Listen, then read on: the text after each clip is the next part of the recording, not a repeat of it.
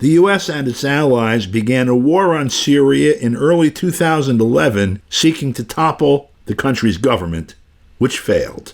Instead, President Bashar al-Assad was elected and re-elected with a larger percent of the population voting, both within and outside the country, than in the U.S. in its presidential elections, and a new constitution was adopted in a national referendum by a landslide. But for the past 12 years, Syria has faced a period of increasingly cruel sanctions that have rendered life miserable, nearly impossible, and generated perhaps 10 million refugees. Most people within Syria have been unable to properly feed their families or heat their homes. Following the devastating earthquakes that rocked Turkey, Syria, and their neighbors on February 6th, leaving more than 20,000 dead, Damascus is struggling to deal with an unprecedented humanitarian catastrophe. Vanessa Beeley is an independent journalist who has worked extensively in the Middle East and is currently on the ground in Syria. We spoke with her from Damascus via Skype on Friday. Vanessa, you're in Damascus. Tell us what you see from where you are. I think what it's very important for people to understand is that there is a lot of politicization over the relief effort and the response to the humanitarian tragedy that has hit both Turkey and Syria. And the reality is that the majority of corporate media are claiming that it is the Syrian government that is politicizing the calls for humanitarian aid. However, this is completely untrue. The US, the UK, and the EU are effectively managing the response effort and sending humanitarian aid to one section of Syria, and that section is northwest Syria, Idlib, which is under control of what is known as a US asset. That has been stated twice, once by Jake Sullivan in an email to Hillary Clinton, and secondly by Ambassador Jeffrey, who was Mike Pompeo's point man on Syria. Brett McGurk has stated that Idlib is the largest al-Qaeda haven since 9/11. So this area, which is entirely under the control of the terrorist groups dominated by al-Qaeda, is the only area that the US, UK, and EU are admitting humanitarian aid to via a single humanitarian crossing on the border between Turkey and Syria, known as Bab al-Hawa. Its other purpose is a trading post for al-Qaeda, where all the humanitarian aid, both now and in the past, has been received by the armed group and is then stored and sold at extortionate prices to the Syrian civilians. Nothing will change during the humanitarian crisis. So when the US is claiming, one, that it's sending humanitarian aid to Syria, while it is occupying the northeast of Syria, and effectively controlling Syrian resources, which include oil.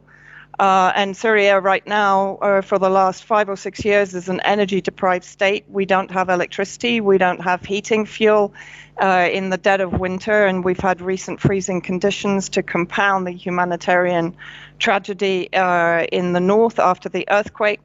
So America is effectively occupying Syrian resources. It is also only supplying humanitarian aid, as I said, to terrorist-controlled areas in the far northwest of Syria.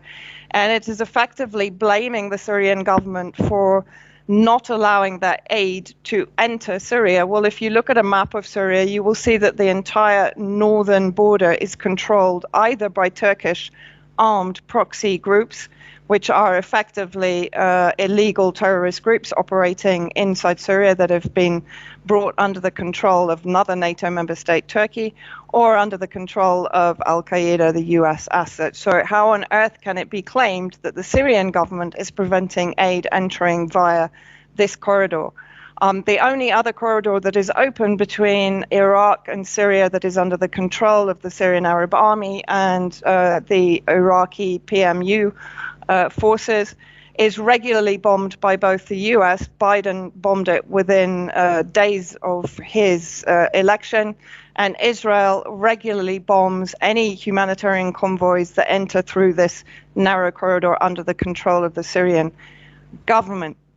At the same time, the Syrian government has been negotiating for the past 3 days with the armed groups in Idlib through the UN to allow the Syrian government to send in humanitarian convoys via Sarakeb, which is under the government protection since 2020, when the Syrian Arab Army liberated Sarakeb from the armed groups backed by Turkey and, of course, the entire US alliance.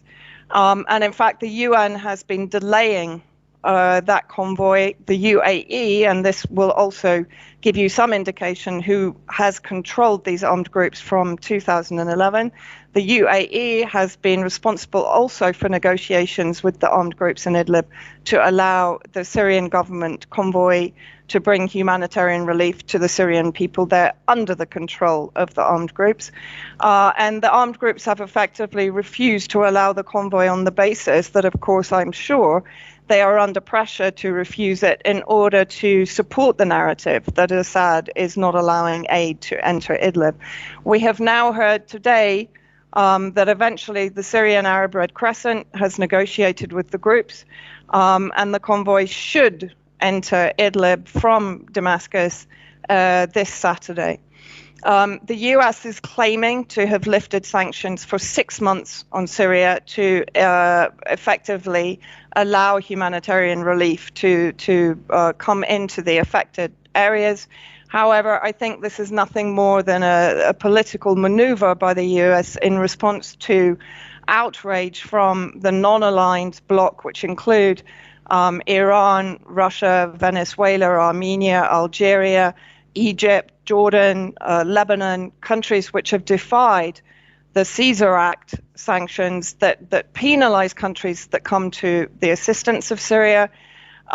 Basically, these countries have defied it on the basis that they are supporting the humanitarian relief effort, and they have exposed the US, the UK, and the EU and their collective allies as being nothing more than inhumane players in this war that they started back in 2011 to topple the Syrian government. Further politicization, if we're talking about that, has come from Israel itself when Benjamin Netanyahu claimed that the Syrian government had requested Israel's help, bearing in mind that Israel regularly bombs civilian airports, as in Damascus. It has bombed, as I've mentioned, humanitarian convoys that have been bringing much needed aid to Syrian civilians for the last few years from Iran through Iraq and into Syria via the Al-Bukamal border. The most recent bombing targeted an entire convoy of food and clothing for the Syrian people even before the earthquake happened. Now, this claim by Netanyahu is completely false. I've had that confirmed to me by sources here in Damascus. And again, this is sheer politicization of a human tragedy. And of course, what we're also seeing is the renaissance of the White Helmets, the military intelligence established organization established in Turkey and Jordan in 2013, embedded with the armed groups and tasked with criminalizing the Syrian government and allies, staging chemical weapon events such as Duma 2018, discredited by dissident OPCW inspectors. And suddenly we're seeing the brand of the White Helmets being repolished and represented as the humanitarian complex in Idlib. Don't be fooled by this. They are the auxiliaries of Al-Qaeda, and they are funded by the US-UK cartel simply to act as the cover for the armed group crimes in Syria. In addition to that, I mean, this all takes place on a landscape where there's been a war for 12 years been conducted that's generated, the last count I knew was near 10 million refugees. And as you mentioned, an infrastructure that's in tatters. Yeah, but I mean, the 10 million refugees, you have to also understand that the majority of those refugees were actually driven into Syrian government-protected areas by the armed groups funded and armed by the West, predominantly by the UK and the US. So yes, people have been displaced, and now, of course, thanks to the earthquake, the people, an example for Aleppo, that was one of the worst damaged cities. And why was it one of the worst damaged cities? Was because the terrorist occupation of both east, west, and north, three corners of Aleppo, During the occupation, the terrorists dug vast catacombs of tunnels under the houses that have now collapsed under the pressure of the earthquake. And the same people that were displaced then by the terrorist groups that invaded their neighborhoods and drove them out of their homes and into government protection now have lost their houses again.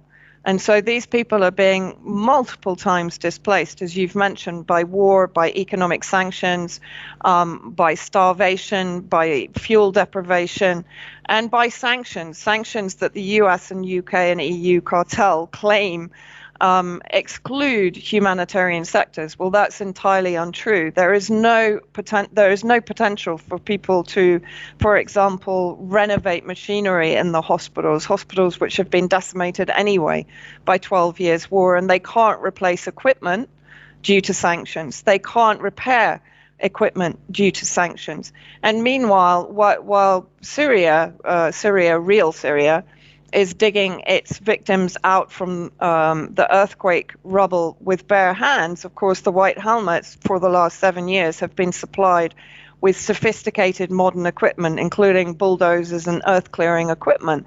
Why isn't this equipment being sent for the aid of all Syrians?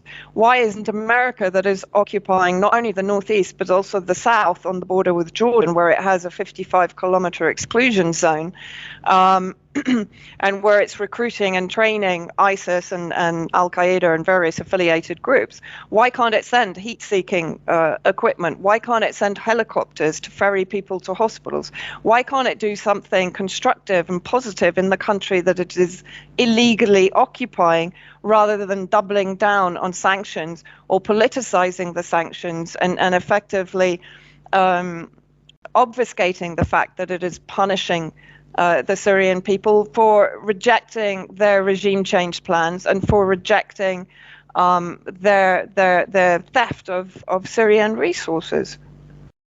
Vanessa Beeley reporting from Damascus, Syria. Thank you very much for your time. For KPFK, I'm Don DeBar.